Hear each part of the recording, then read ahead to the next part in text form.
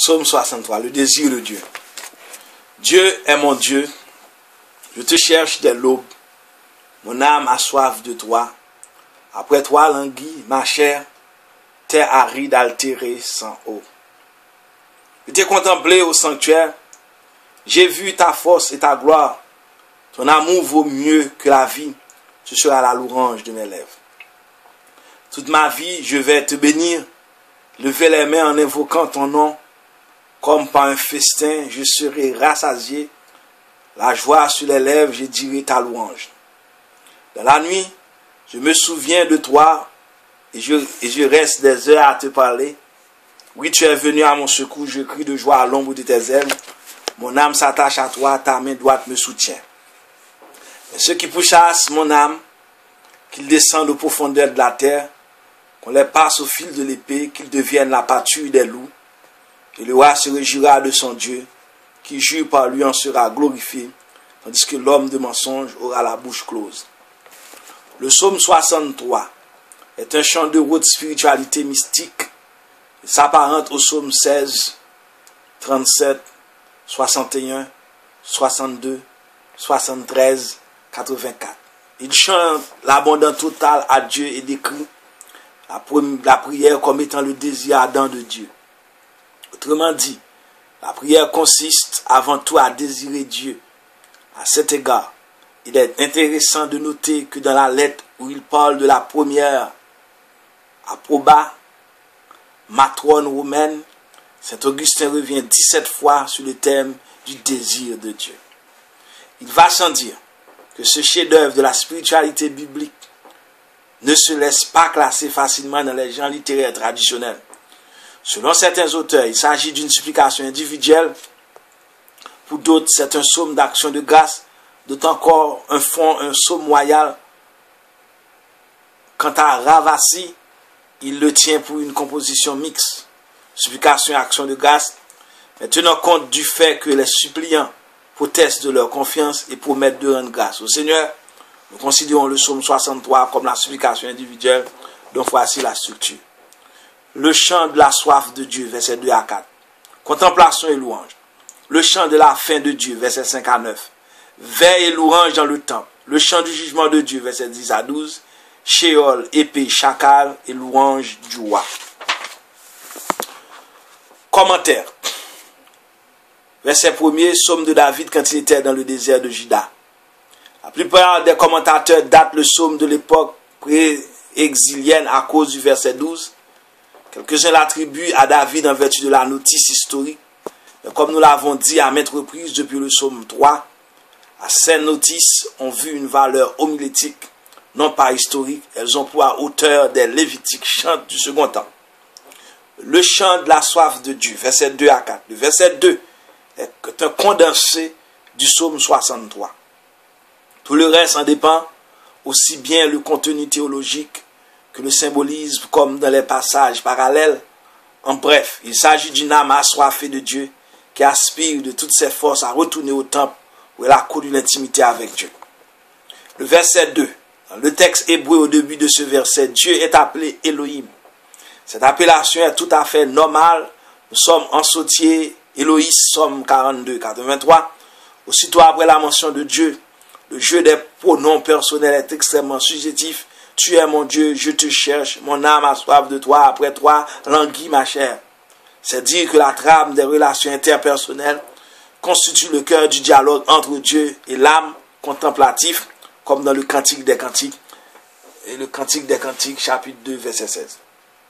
Mon âme est à moi et moi à lui.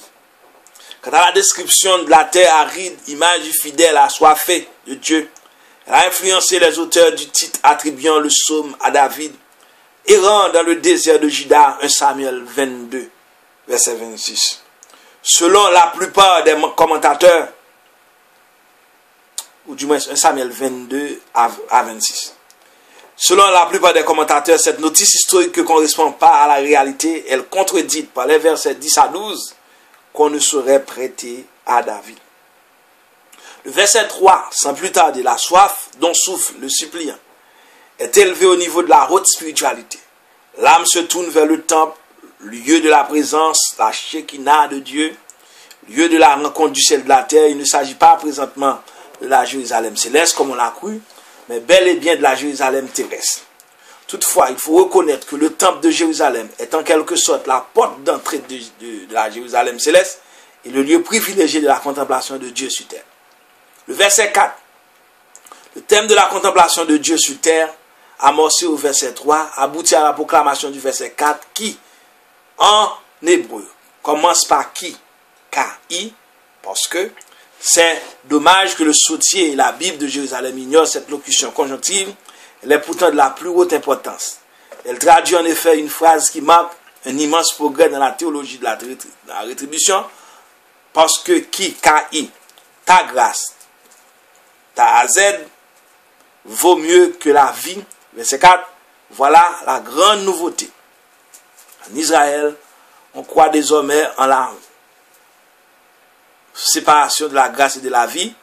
Commentant cet immense progrès idéologique, Gerhard von Rad écrit, c'est-à-dire cette séparation signifie qu'on a découvert dans le spirituel une réalité transcendant la fragilité de la chair. Il ne reste plus alors qu'à formuler une grande promesse de louange. Verset 4, à la fin. Et pour cause, à l'amour fidèle de Dieu, l'homme ne saurait répondre convenablement que par la louange. Le chant de la fin de Dieu, verset 5 à 9. Le verset 5, le lien avec la strophe précédente est assuré en hébreu par Ken, K-E-N. En français, par ainsi, ou par le oui de la Bible de Jérusalem et de la Taube, T-O-B. Oui, je te bénirai de ma vie durant et à ton nom je lèverai les miens. C'est dire que la louange devient la raison d'être de la vie et la contemplation, le soutien de l'agir du fidèle. En outre, prière et contemplation s'accompagnent de l'élévation des mains vers le ciel. Ce rite de la prière à main levée vers le ciel, bien connu en Babylonie, fut adopté en Israël et passa dans l'église primitive, comme en témoigne ce passage de l'apôtre Paul à Timothée, 1 Timothée 2, verset 8. Ainsi donc, je veux que les hommes prient en tout lieu, élevant vers le ciel des mains pieuses, sans colère ni dispute. Gloire à Dieu. Alléluia. Il est beau de penser que les mains ainsi levées vers le ciel forment un pont qui relie le monde divin au monde des hommes. D'ailleurs, il ne faut pas interpréter ce geste uniquement comme un rite de supplication, mais aussi comme une louange adressée au Seigneur. Le verset 6. L'évocation de l'offrande des sacrifices au temple de Jérusalem amène le poète à parler de festins et même de graisse et de moelle dont son âme se rassasie, au nid soit qu'il mal y pense. Il n'y a là que le rappel de la communion que les repas sacrés établissaient entre Dieu et les fidèles. À titre d'exemple concret, citons les sacrifices Toda, d'action de grâce, que nous avons mentionnés bien souvent. Le verset 7, nous voici plongés en pleine nuit, car cela ne tienne, Laurent n'en poursuit pas moins sa prière. Dans la nuit, je me souviens de toi et je reste des heures à te parler. Quelle action ces deux verbes évoquent-ils? Se souvenir de Dieu et lui parler. La nuit, certains commentateurs sont d'avis qu'il s'agit simplement d'une métaphore désignant la constance de la louange et la prière. Leur opinion n'est pas la meilleure. Il est préférable de voir ici une allusion au rite d'incubation qui consistait, comme l'on sait, à passer la nuit au temple pour entendre les oracles divins à l'aurore. Selon cette hypothèse, le fidèle pouvait passer la nuit à réciter ou à chanter les psaumes qui convenaient le mieux à ses pèlerins de la nuit. Le verset 8, ce verset explique le précédent, aussi commence-t-il par l'hébreu qui, K-I, parce que le Sottier rend par oui, quoi qu'il en soit, le sens est clair. Sur les ailes des chérubins déployés au-dessus de l'arche, symbole de Yahvé, Laurent se sent en sécurité, aussi en éprouve-t-il une joie sereine. Le verset 9, tout ce qui a été dit précédemment sur la communion avec Dieu atteint son paroxysme au verset 9, où le langage de l'amour décrit la relation qui attache les âmes à Dieu, comme en Osée 1er à 3, Isaïe 54, Isaïe 62. Dans le langage de la mystique biblique, Dieu et l'être humain sont comme deux êtres unis, inséparablement, comme en Genèse 2, verset 24, une seule chair. La même idée est exprimée en verset 4 à la fin par l'entrelacement des mains sous-jacent à ce symbolisme. La main droite de Dieu est seule expressément mentionnée parce qu'elle représente la force invincible qui protège le fidèle. Le chant du jugement de Dieu, versets 10 à 12, ce dernier chant rempli d'imprécations nous étonne de prime abord.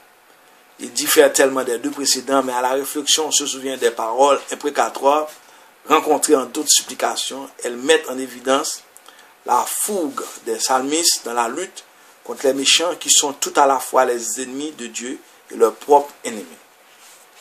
Les versets 10 et 11. Présentement, en vertu de la loi du genre imprécatoire, à ceux qui en veulent à sa vie, verset 10, le psalmiste souhaite de descendre au Sheol, de mourir par l'épée, d'être dévoré par les chacals, en rapport avec cette dernière malédiction, ajoutant que servir de pâture aux chacals, c'est être privé de sépulture et condamné à errer sans cesse. Le verset 12. L'ovation royale qui en constitue la première partie était probablement proclamée par l'assemblée réunie au temple. Peut-être a-t-elle ajouté lorsque le psaume passa dans la liturgie officielle, verset 12. Quant au reste, on le tient pour ajout postérieur. N'empêche qu'il nous apprend qu'en Israël, on pouvait jurer par le roi, 1 Samuel 17 et verset 55, 1 Samuel 25, verset 6, 2 Samuel 11, verset 11. En fait, c'était juré indirectement par Dieu, représenté par le roi. Quoi qu'il en soit, l'expression jurée par lui peut s'appliquer à Dieu ou au roi. Nous venons d'étudier un psaume de haute spiritualité, une page d'expérience mystique et de réalisme. Nous concluons avec une citation de Khalil Gibran. Vous priez en votre détresse et en votre besoin. Puissiez-vous prier aussi dans la plénitude de votre joie et en vos jours d'abondance. Je ne puis vous apprendre à prier avec des mots.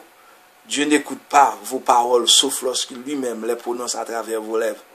Nous ne pouvons te demander quoi que ce soit car tu connais nos besoins avant qu'ils ne soient nés. En nous, tu as notre besoin. Et en nous donnant plus de toi-même, tu nous donnes tout. Gloire à Dieu. À très bientôt pour le psaume 64.